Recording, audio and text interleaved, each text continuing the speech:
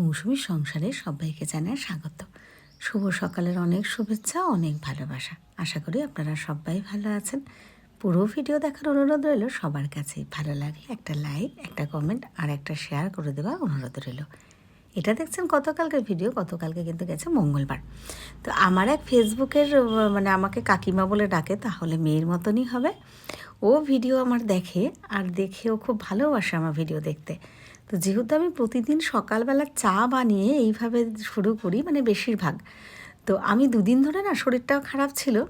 তো যখন যেরকমভাবে পেরেছি, ধরো সেখানে স্কুলে যাচ্ছি বা খেতে বসেছে, এইভাবে ভিডিও দিয়েছে। তো আমাকে গতকালকে একটা কমেন্ট করেছিল যে কাকিমা, তোমার ওই চায়ের ভিডিও নেওয়াটা, ওটা কিন্তু আমার খুবই ভালো লাগে।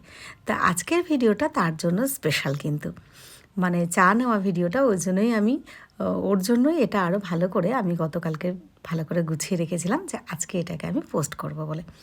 তা ওই মেয়ের তো নিশ্চয়ই দেখবে, আর আশা করি ওর ভালোও লাগবে।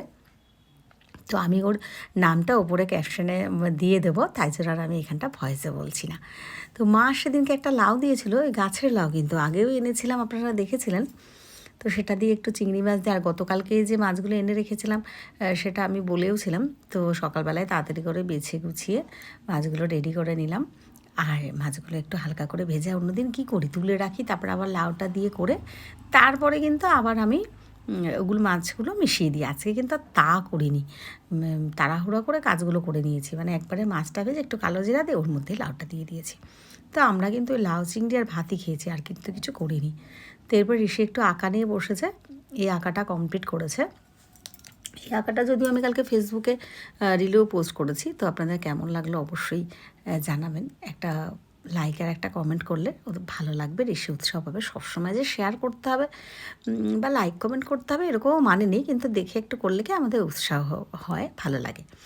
তো ঋষি এখানটা পড়তে বসেছে, ও কী প্রজেক্ট কী করবে, তো বললো মা টেবিলটা গুছিয়ে আমি এখানটা নিয়ে আজকে বসি। তো আমি বললাম ঠিক আছে বসো। আর আমি এখানটা একটু শুয়েছিলাম, তো একটু ভিডিও নিয়ে নিলাম। হঠাৎ করে না প্রচণ্ড পরিমাণ কীরকম ঝড় বৃষ্টি আসতে শুরু করলো, মানে ঝড়টার থেকে বেশি বৃষ্টি। তো ঋষি বললো মা ওই ঘরে তাহলে একবারে দরজাটা দিয়ে আসি, কারণ এইদিকেও জলের ঝাঁট আসলে এই ঘরে, তখন যদি এই ঘরে দরজাগুলো দিয়ে দিই ওই ঘরটা ফাঁকা হয়ে যাবে। ওই জন্য দেখেছেন ভালো বৃষ্টি পড়ছে কিন্তু।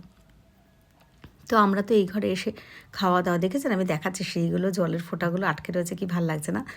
আবার কারেন্টও চলে গেছে কিন্তু। তো কোনো রকম আমরা ফোনের লাইট ধরি, আমরা খাওয়া দাওয়া করে, আমরা ওষুধ খেতে, আমি ওষুধগুলোও খেয়ে নিয়েছি।